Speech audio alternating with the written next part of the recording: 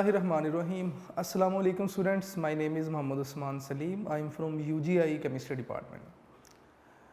बेटा corona virus की वजह से आपकी ऑनलाइन क्लासेस चल रही हैं, ठीक है। और इन ऑनलाइन क्लासेस का मकसद यही है कि आप लोग बेटे घर पे रहें और सेफ़ रहें, क्योंकि आपको पता है एटमॉस्फेयर में वायरस मौजूद है। तो आप जो भी बेटे अपना लेक्चर सुने, कोशिश करें लेक्चर नोट्स बनाएं। मैं जो थ्योरेटिकल टॉपिक्स होते हैं कंप्लीट उनके नोट्स बनवाता हूँ बोर्ड पे, और जो एक्सरसाइज है उसमें मेरी कोशिश होती है, क्योंकि आप मेरे सामने मौजूद नहीं है अभी, तो मेरी कोशिश होती है कि जो भी क्वेश्चन है मैं उसका आंसर लिख के, अगर आंसर नहीं है तो मैं बुक से रेफरेंस दे दूँ कि ये टॉपिक हमने बुक पे उस पेज पे पढ़ा हुआ है, ठीक है। तो इसी तरह हम एक्सरसाइज अपनी कंप्लीट कर रहे हैं। तो क्वेश्चन नंबर 17 से हमने आज स्टार्ट करना था, लेकिन मुझे उम्मीद है कि क्वेश्चन नंबर 16 तक आप लोगों ने अच्छे तरीके से प्रिपेयर कर लिया होगा, ठीक है। अगर आपने कंप्लीट नहीं किया तो आप अपने लेक्चर नोट्स बेटे ज़रूर कंप्लीट कीजिए, बहुत ज़्यादा इंपॉर्टेंट है आपके लिए। और फर्स्ट ईयर में मेरा ख्याल है कि अगर टफ़ सब्जेक्ट्स की लिस्ट बनाई जाए तो top on the list chemistry होगी, मतलब सबसे मुश्किल है। तो मुश्किल है तो इसका मतलब आपको एक्स्ट्रा टाइम देना है। आपके कुछ क्वेश्चंस मुझे मिले, मैं क्वेश्चन आंसर एंड डिस्कशन वाले लेक्चर में उन क्वेश्चंस को भी डिस्कस करूंगा, ठीक है। आपने परेशान नहीं होना। तो अब स्टार्ट करते हैं हम अपना आज का लेक्चर। तो बेटे हमने क्वेश्चन नंबर 17 से आज स्टार्ट करना है, ठीक है। और क्वेश्चन नंबर 17 है जी, what are the densities in kilogram per cubic metre of the following gases at STP. STP का मतलब टेम्परेचर जो है वो 273 केल्विन और प्रेशर 1 atm। और मॉलिक्यूलर मैसेज अब भी आपने बताने हैं इन किलोग्राम पर मोल। इन गैसेज के मॉलिक्यूलर मैसेज भी आपने बताने हैं किलोग्राम पर मोल में। इसके अलावा आपको जो गैसेज बता दी गई, मीथेन है, ऑक्सीजन है और हाइड्रोजन है। सबसे पहला काम आपने क्या किया, आपने इनकी डेंसिटीज बता दी।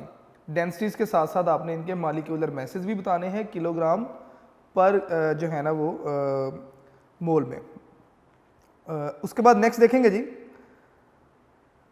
3 गैसेज आपको बता दी। इस क्वेश्चन का बी पार्ट देखेंगे, compare the values of densities in proportion to their molar masses. आपने इनकी डेंसिटीज के दरमियान एक जो है वो प्रोपोर्शन, एक रिलेशन सेट करना है, ठीक है, according to their molar message.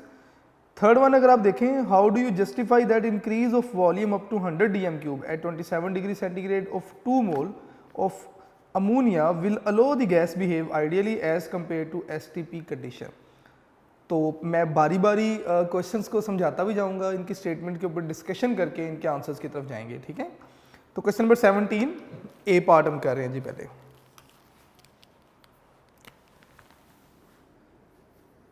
Question number बेटे 17 है, और आज जो क्वेश्चन नंबर 17 का हम पार्ट कर रहे हैं दैट इज ए पार्ट। सबसे पहले ए पार्ट है जी। उसने कहा जी कि आपने क्या करना है, what are the densities in kilogram per cubic metre of the following gases at STP. STP पे आपने इन गैसेज जो है इनकी आपने डेंसिटीज बतानी है। सबसे पहले आपको मीथेन बता दी गई, मीथेन के बाद आपको उन्होंने बता दिया कि नेक्स्ट आपके पास ऑक्सीजन है, और इसी तरह नेक्स्ट वन भी आपको बता देगी गैस। तो लें जी स्टार्ट करते हैं। मैं मीथेन के लिए सॉल्व करूंगा, आपने ऑक्सीजन और नेक्स्ट जो गैस है आपके पास हाइड्रोजन, इनके लिए आपने खुद से सॉल्व करना है। मीथेन को अच्छे तरीके से समझ लें, बाकी आप खुद से कर सकते हैं, ठीक है। तो मैं यहाँ पे लिख रहा हूँ फॉर मीथेन। यहाँ पहले आप गिवन डाटा लिख लें सबके लिए। तो लें जी, सबसे पहले आप बता दें कि गिवन डाटा आपके पास क्या है। यहाँ पे देखिए बेटे, एसटीपी कह दिया उन्होंने, तो इट मीन्स के स्टैंडर्ड टेम्परेचर प्रेशर है, और आपने डेंसिटीज मालूम करनी है किलोग्राम पर क्यूबिक मीटर में। अगर आप यूनिट्स पे गौर कीजिए तो किलोग्राम बेसिक यूनिट है, ठीक है, ऐसे यूनिट है मैस का। क्यूबिक मीटर ऐसे यूनिट है मैस का। आपको एसटीपी में ब्रैकेट में जो प्रेशर बता दिया गया वो पास्कल में है, जो कि न्यूटन पर मीटर स्क्वायर के इक्वल होता है, ठीक है। और टेम्परेचर केल्विन में ही है। इसका मतलब कहीं ना कहीं ये डेंसिटीज़ आपने बतानी है according to the SI unit. मेरी बात को ज़रा गौर से सुन लीजिएगा। अगर आपने ये मेरी लाइन समझ ली तो ए पार्ट जो है वो आपको सारी बात समझ आ जाएगी कि यूनिट्स यहाँ पे ऐसे क्यों हैं। अगर आपको याद हो तो जब हमने वैल्यू ऑफ R मालूम किया था तो मैंने आपको इसकी 3 से 4 वैल्यूज़ बताई थी। एक 8.83 समथिंग थी, ठीक है, 0.0281 भी था और इसी तरह नेक्स्ट वैल्यू भी थी। तो अगर आप SI वैल्यू यूज़ करेंगे तो आपको पता होना चाहिए कि R की वैल्यू 8 पॉइंट समथिंग थी, ठीक है। तो यहाँ पे बात हो रही है with respect to SI unit, क्योंकि मैसेज आपको बताया गया किलोग्राम में, वॉल्यूम आपको क्यूबिक मीटर में कहा गया, ठीक है। तो अगर आप देखें तो डेंसिटी उन्होंने कहा जी किलोग्राम पर क्यूबिक मीटर, यानी कि मैस किलोग्राम में, डेंसिटी जो वॉल्यूम है वो क्यूबिक मीटर में। इसका मतलब SI यूनिट की बात हो रही है। प्रेशर आपको उन्होंने टॉर में नहीं बताया बल्कि उन्होंने पास्कल, जो कि न्यूटन पर मीटर स्क्वायर के इक्वल है, यानी कि जितने पास्कल हैं उतने ही न्यूटन पर मीटर स्क्वायर है, ठीक है। और इसी तरह टेम्परेचर आपका वैसे ही केल्विन में होगा। तो बेटे स्टार्ट करते हैं जी इसको। सबसे पहले तो इसका स्टार्ट लेंगे जी। गिवन डाटा में सबसे पहले आप बताएं कि कौन सी गैस के लिए आप बात कर रहे हैं। मीथेन के लिए मैं यहाँ पे लिख देता हूँ मोलर मैस ऑफ मीथेन आपके पास क्या होगा, इसे देख लेते हैं। मोलर मैस ऑफ मीथेन यानी कि CH4 इज इक्वल टू क्या होगा बेटे, ये 12 + 4। कार्बन का मैस 12 है, हाइड्रोजन का मैस 1 होता है, तो 12 + 1 × 4 ये आपके पास 16 हो जाएगा। तो 16 ग्राम पर मोल। लेकिन उन्होंने क्वेश्चन में कहा था कि मैस किलोग्राम में है, तो इट मीन्स कि आप इसे किलोग्राम में कन्वर्ट करेंगे। तो मैं यहाँ पे लिख दूंगा, या आप इसे इस तरह भी लिख सकते हैं कि 16 ऊपर खुद से आप किलो लिख दें, ठीक है। ग्राम पहले से लिखा हुआ है, मोल पहले से लिखा हुआ है। आपने खुद से किलो लिखा तो आपको किलो से डिवाइड भी करना है, और किलो में पता है किसके इक्वल होता है, 10⁻³ यानी कि 1000। किलो से मल्टीप्लाई कर रहा हूं तो किलो से डिवाइड भी करूंगा, ले जी किलो से हमने डिवाइड भी कर दिया, ठीक है। तो इस तरह जो आपके पास डेंसिटी बनेगी that is 16 × 10⁻³ kilogram per mole. Sorry, ये आपके पास मोलर मैस बन गया किसका, मीथेन का। 3 नीचे पार प्लस में थी, ऊपर गया तो पार माइनस में हो गई, बाकी किलोग्राम पर मोल। मैं दोबारा बता रहा हूं, मैंने किलोग्राम में इसलिए कन्वर्ट किया क्योंकि अगर आप क्वेश्चन की स्टेटमेंट देखें तो उन्होंने डेंसिटीज भी किलोग्राम पर क्यूबिक मीटर में मांगी हुई हैं, तो मुझे मैस को ग्राम से किलोग्राम में कन्वर्ट करना पड़ा, ठीक है। टेम्परेचर जो उन्होंने आपको बता दिया, टेम्परेचर आपको बताया कितना है, दैट इज 273 केल्विन। क्यों? क्योंकि STP कंडीशन है, स्टैंडर्ड टेम्परेचर प्रेशर। तो STP पे टेम्परेचर तो ऑलरेडी 273 है। प्रेशर उन्होंने आपको बता दिया कितना, 101,325 पास्कल भी आप कह सकते हैं, या आप इसे प्रेशर को 101,325 न्यूटन पर मीटर स्क्वायर, आपकी मर्जी है, आप जो भी प्रेशर की वैल्यू लिखना चाहें आप लिख सकते हैं। उसके बाद R की वैल्यू बेटे आपको पता होनी चाहिए, कांस्टेंट है और हमें पता है it is in SI units R is always equal to 8.3143। तो मैं यहाँ पे लिख रहा हूँ 8.3143 जूल पर केल्विन पर मोल। आप इस तरह भी लिख सकते हैं, और अगर आप जूल के फॉर्म में नहीं लिखना चाहते तो न्यूटन मीटर की फॉर्म में भी लेके जा सकते हैं। तो फिलहाल इस क्वेश्चन की स्टेटमेंट से हमें ये इंफॉर्मेशन मिल रही थी मीथेन के लिए। मीथेन का मोलर मैस सबसे पहले हमें खुद से पता होना चाहिए, दैट इज 16 ग्राम पर मोल। मैंने क्या किया, क्वेश्चन में किलोग्राम पर जो था वो क्यूबिक मीटर था, तो मैंने ग्राम को किलोग्राम में कन्वर्ट किया। STP उन्होंने कहा था, STP पे मुझे पता है टेम्परेचर 273 केल्विन, प्रेशर इतना होगा, लेकिन हमें अगर न्यूटन पर मीटर स्क्वायर में ले जाएं तो प्रेशर हमें इतना मिलेगा। और इसी तरह जो R है उसकी value in SI units 8.3143 joule पर केल्विन पर मोल। अब आपने क्या करना है, आपने इसकी डेंसिटी मालूम करनी है। तो डेंसिटी मालूम करने के लिए हमारे पास जो इक्वेशन है डेंसिटी के लिए, दैट इज वी नो क्या जी, कि डेंसिटी इक्वल होती है PM ओवर RT। ये बेटे आपने जो है वो इक्वेशन में पढ़ा, ठीक है। पीछे टॉपिक में डेंसिटी को हमने प्रूव भी किया था। अब आपने करना क्या है, आपने इस इक्वेशन में वैल्यूज पुट कर देनी है। किसकी? P की जगह पे आपने प्रेशर की वैल्यू पुट कर देनी है, M की जगह पे मोलर मैस है जी M, आपने उसकी ये वैल्यू पुट कर देनी है। मैं यहाँ पे ब्लॉक में ले आता हूँ चीज़ों को, जो जो आपने वैल्यूज पुट करनी है। देखिए मोलर मैस की जगह आप ये वाली वैल्यू पुट करेंगे मीथेन के, टेम्परेचर की जगह आप ये वाली वैल्यू पुट कर देंगे, ठीक है। प्रेशर की जगह आप ये वाली वैल्यू पुट कर देंगे और R की जगह आप ये वाली वैल्यू पुट करेंगे। वैल्यूज पुट करेंगे इस इक्वेशन में तो आपके पास डेंसिटी आएगी और ये density kilogram per cubic metre में होगी, क्योंकि हमारे पास जो यूनिट है वो किलोग्राम और मीटर क्यूब में है, DM क्यूब यहाँ पे नहीं है। तो इसलिए हमारे पास जो आंसर होगा वो किलोग्राम पर क्यूबिक मीटर में होगा।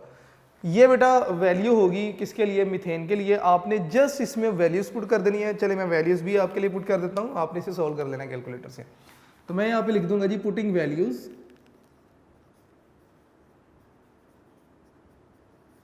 by putting values in above equation।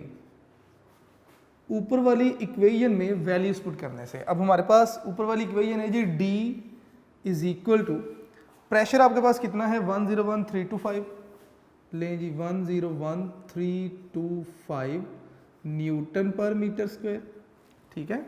और उसके बाद मोलर मैस कितना है 16 × 10⁻³ 10⁻³ अगर आप चाहते हैं कि गलती नहीं हो तो आप यूनिट्स नहीं लिखें, आपके लिए चीज़ें आसान हो जाएंगी, ठीक है। जब आप वैल्यूज पुट करते हैं आप यूनिट नहीं लिखें। अगर आपको डेंसिटी के फाइनल यूनिट्स पता हैं तो, अगर यूनिट्स लिखेंगे तो माइट पॉसिबल कि कहीं मिस्टेक होने के चांसेस हों। M मोलर मैस लिख दिया, उसके बाद आपने R की वैल्यू लिखनी है। R आपको पता है 8.3143 मल्टीप्लाई आपने कर देना है किससे? Temperature which is 273 kelvin. आप क्या करें जी, आप इन्हें मल्टीप्लाई करें और जो भी आंसर आएगा, आंसर आपके पास यूनिट होगा किसमें?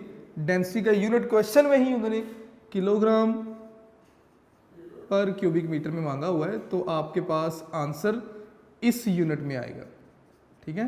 तो ये बेटे आपने सॉल्व कर लेना है मीथेन के लिए। मैं दोबारा बता रहा हूँ, हमें मीथेन के लिए उन्होंने डेंसिटी मालूम करने के लिए कहा।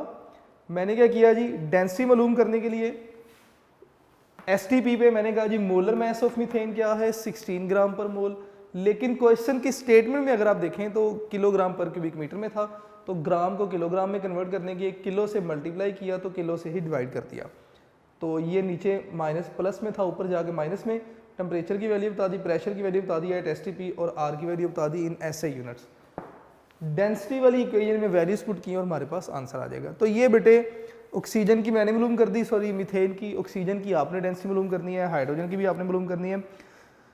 नेक्स्ट अगर आप देखें तो बी पार्ट है इसका, compare the values of densities in proportion to their molar masses. आपने डेंसिटीज की वैल्यूज को कंपेयर करना है with respect to their molar message.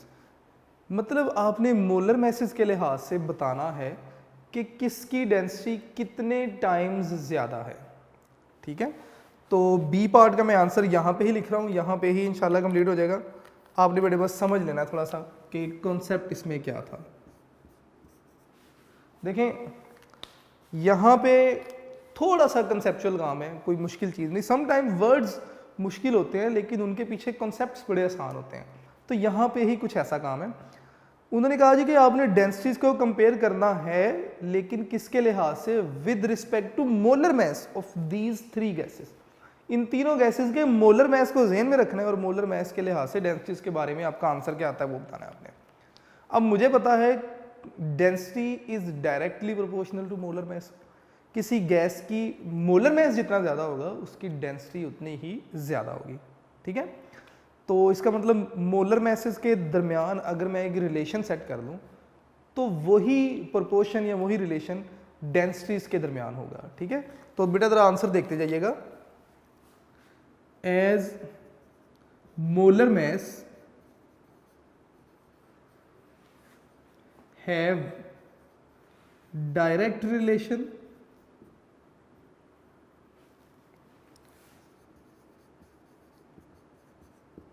Of densities या ऑफ डेंसिटी, मोलर मास का डेंसिटी के साथ डायरेक्ट रिलेशन है, तो इसका मतलब आप मोलर मास से ही डेंसिटी को जो है वो प्रोपोर्शन बना सकते हैं।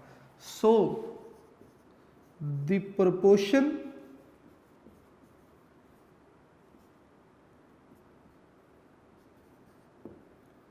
बिटवीन, या दो के लिए बिटवीन होता है, ज़्यादा है आप अमंग लिखें, among molar masses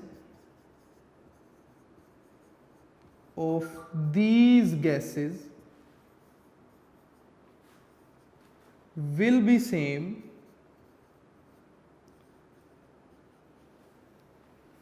as between या among densities।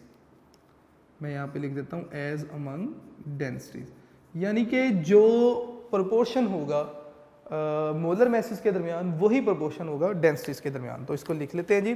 3 गैसेज हैं जी हमारे पास। सबसे पहले उन्होंने बात की थी मीथेन की CH4, दूसरी उन्होंने बात की किसकी, ऑक्सीजन की, और तीसरी जो गैस थी that was hydrogen. Hydrogen, methane और ऑक्सीजन। हम ऐसा करते हैं इनको मैसेज के लिहाज से जो है वो लिख लेते हैं कि सबसे पहले बात की हाइड्रोजन की जिसका सबसे कम मैस था H2, दूसरी उन्होंने बात की मीथेन की CH4, और third one was oxygen O2। अगर मैं मैस लिखूं हाइड्रोजन का दैट इज 2, मोलर मैस 2 है जी हाइड्रोजन का। अगर मीथेन का लिखें तो दैट इज 16, और अगर आप ऑक्सीजन का लिखें तो दैट इज 32। अब आप इस प्रोपोर्शन को सिंप्लीफाई करते हैं तो 2 के साथ डिवाइड हो सकता है, तो 1:8:16, मतलब ये प्रोपोर्शन है मोलर मैसेज के दरमियान ऑफ दीज 3 गैसेज, और जो मोलर मैसेज के दरमियान प्रोपोर्शन होगा वही प्रोपोर्शन होगा अमंग द डेंसिटीज। तो यही बेटे आपके पास आंसर होगा। मोलर मैसेज के लिहाज से आपने डेंसिटीज के दरमियान एक रिलेशन सेट कर दिया, इनका प्रोपोर्शन सेट कर दिया। उसके बाद सी पार्ट देखेंगे इसका। How do you justify that increase of volume up to 100 dm³ at 27 degree centigrade of 2 moles of NH3 will allow the gas behave ideally as compared to STP condition। तो बेटा इसका answer मैं इस तरफ लिख रहा हूं, जरा साथ साथ रहिएगा। सी पार्ट है जी क्वेश्चन नंबर 17 का सी पार्ट में सॉल्व करने जा रहा हूं।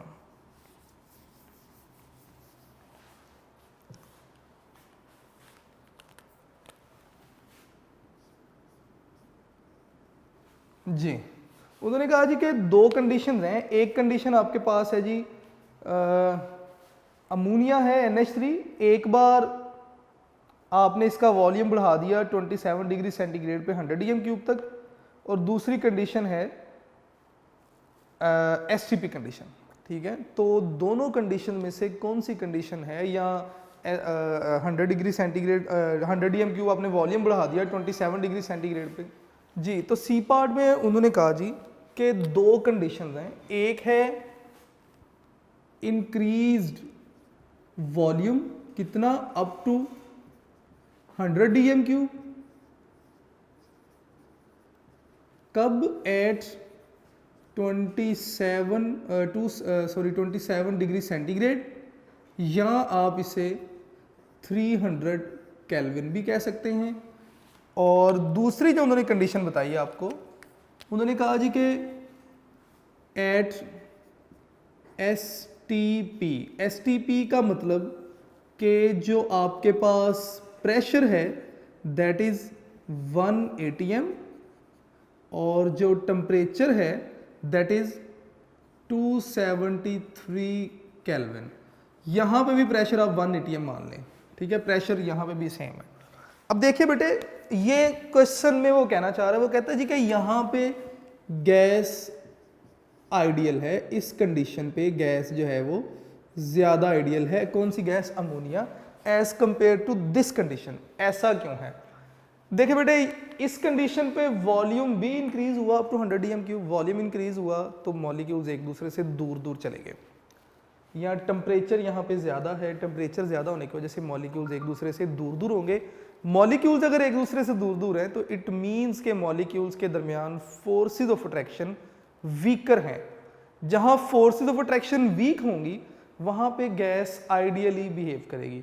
यहाँ पे टेम्परेचर कम है, मॉलिक्यूल्स एक दूसरे के करीब होंगे, मॉलिक्यूल करीब होंगे तो फोर्सेस ऑफ अट्रैक्शन स्ट्रोंगर होंगी as compare to this condition. Forces of attraction मैंने लास्ट लेक्चर में भी बताया था आपको कि ideality is inversely proportional to forces of attraction. Force, देखें, आइडियल गैस वो है जिसके मॉलिक्यूल्स के दरमियान फोर्स ऑफ अट्रैक्शन नहीं है। अगर फोर्स ऑफ अट्रैक्शन स्ट्रॉन्ग है तो गैस नॉन आइडियल, और अगर फोर्स ऑफ अट्रैक्शन वीक है तो गैस लेस आइडियल, और अगर फोर्स ऑफ अट्रैक्शन ज़ीरो है तो गैस इज आइडियल। ठीक है, तो अब इसी कंडीशन को देखकर चलते हैं आगे। तो मैं यहाँ पे इसका आंसर कुछ इस तरह लिखूंगा कि एज बाय इंक्रीजिंग, या आप डायरेक्ट बाय इंक्रीजिंग से शुरू कर सकते हैं, बाय इंक्रीजिंग वॉल्यूम और temperature molecules of gas move away from each other, एक दूसरे से दूर मूव कर जाते हैं। ठीक है, अब एक दूसरे से दूर मूव करने से क्या होगा? फोर्सेस ऑफ अट्रैक्शन जो है वो वीक हो जाएंगे। Forces of attraction become weak या वीकर। जब फोर्सेस ऑफ अट्रैक्शन वीक हो जाएंगी तो गैस आइडियल हो जाएगी। तो यहां पे मैं लिख देता हूं गैस विल बिहेव आइडियली, कि गैस जनाब आइडियली बिहेव करेगी as compare to STP, as compare to STP. मेरा ख्याल है कि शायद मेरी बातें यहाँ तक आपको समझ आ जाएंगी कि इस कंडीशन पे गैस ज़्यादा आइडियल क्यों है। ये बेटे क्वेश्चन नंबर 17 था। क्वेश्चन नंबर 18 की तरफ चलते हैं अब। क्वेश्चन नंबर 18 में वो कहते हैं जी कि a sample of krypton with a volume of 6.25 dm3, a pressure of 765 torr and a temperature of 20 degree centigrade is expanded to a volume of 9.55 dm3। अब पहले तो ज़रा इतनी सी बात को समझ लें कि आपके पास क्रिप्टॉन गैस थी, उसका जो इनिशियल वॉल्यूम था वो 6.25 था। इनिशियल वॉल्यूम 6.25 से एक्सपेंड हो गया, कितना हो गया? 9.55। इसका मतलब वॉल्यूम बड़ा है। तो V1 आपके पास 6.25 और V2 कितना हो गया? 9.55। उन्होंने कहा जी कि प्रेशर जो इनिशियल था 765 टॉर था और जो इनिशियल टेम्परेचर था 20 डिग्री सेंटीग्रेड था।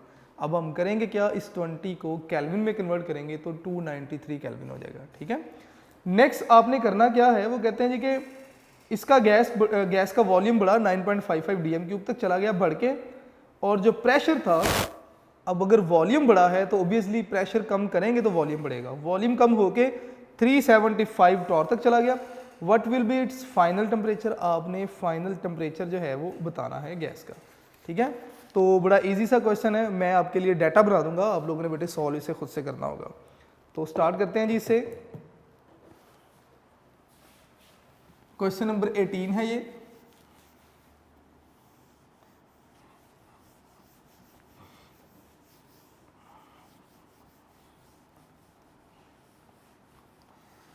देखिए बेटे, न्यूमेरिकल्स जो है ना, आप फिजिक्स पढ़ रहे हो, आप केमिस्ट्री पढ़ रहे हो, आप कोई भी सब्जेक्ट पढ़ रहे हैं, साइंस सब्जेक्ट पढ़ रहे हैं, सब मैथ, न्यूमेरिकल्स ऐसी प्रॉब्लम्स हैं कि 7 आउट ऑफ 10 स्टूडेंट्स जो हैं उनके लिए ये मुश्किल है। क्यों मुश्किल है? हम स्टेटमेंट पढ़ते साथ ही घबरा जाते हैं कि स्टेटमेंट में जनाब पूछा गया, ये तो मेरी समझ से बाहर होगी बात कि ये स्टेटमेंट में क्या कह रहा है। समटाइम किसी ऐसी चीज़ का नाम भी लिया जाता है जो हमने लाइफ में देखी नहीं और हम कहते हैं यार इसका तो मुझे पता ही नहीं है, मैं इस न्यूमेरिकल को क्या। आपने बिल्कुल ऐसा नहीं सोचना। आप ये देखें न्यूमेरिकल में आपको वैल्यूज़ कौन कौन सी बताई जा रहे हैं और आपसे आंसर किस किस का पूछा जा रहा है। फॉर एग्जांपल इसी न्यूमेरिकल की स्टेटमेंट को मैं दोबारा देख रहा हूँ। उन्होंने कहा जी कि सैंपल ऑफ क्रिप्टॉन है। मैंने क्रिप्टॉन जो है मैं नहीं उसको, चलो लेट्स सपोज मुझे नहीं पता कौन है क्रिप्टॉन। अब क्रिप्टॉन छोड़ देंगे, आप देखें कि उसका वॉल्यूम बता दिया गया, फिर उसका एक और वॉल्यूम बता दिया गया। इसका मतलब उसका इनिशियल वॉल्यूम बता दिया और उसका फाइनल वॉल्यूम बता दिया। उसका एक प्रेशर बता दिया गया एटीएम और एक और प्रेशर बता दिया गया, दो प्रेशर बता दिए गए P1 और P2, ठीक है। उसके बाद आपसे टेम्परेचर एक बता दिया अगर एक पूछा गया। अगर आप तीनों जो स्टेटमेंट में ही मार्क कर लें कि यार ये जो 6.25 DM³ है ये वॉल्यूम है, अगर उसके सामने वॉल्यूम नहीं लिखा तो यूनिट्स देख के आप गैस करें कि ये किस चीज़ की वैल्यू है। फॉर एग्जांपल अगर जो प्रेशर है 765 टॉर, लेट से उसने नहीं बताया कि ये प्रेशर है, वो सिंपल ये कह देता एट 765 टॉर, तो टॉर को देख के मुझे अंदाज़ा करना चाहिए था कि ये प्रेशर है। आप सिर्फ इन वैल्यूज़ को मार्क कर लेना तो न्यूमेरिकल बड़ी हद तक आपके लिए आसान हो जाएगा। आप इस प्रॉब्लम पे ज़रा प्रैक्टिस करके देखें। आप 6.25 को अंडरलाइन कर लें, आप 765 को अंडरलाइन कीजिए, आप 20 डिग्री सेंटीग्रेड को अंडरलाइन कीजिए, इसके बाद 9.55 DM³ को अंडरलाइन करें और उसके बाद 375 टॉर को अंडरलाइन करें और लास्ट में देखें what will be it's final temperature, और फाइनल टेम्परेचर यानी कि T2 आपसे पूछा गया, उसे क्वेश्चन मार्क कर लें। आपको सारे का सारा पता चल जाएगा जी इस न्यूमेरिकल में है क्या, आपने करना क्या। तो जी इसको स्टार्ट करते हैं जी। इनिशियल क्वेश्चन नंबर 18 है। क्रिप्टॉन के लिए उन्होंने बात की, उन्होंने कहा जी कि क्रिप्टॉन का जो इनिशियल प्रेशर है दैट इज P1। तो मैं यहां पे लिखूंगा जी गिवन डाटा,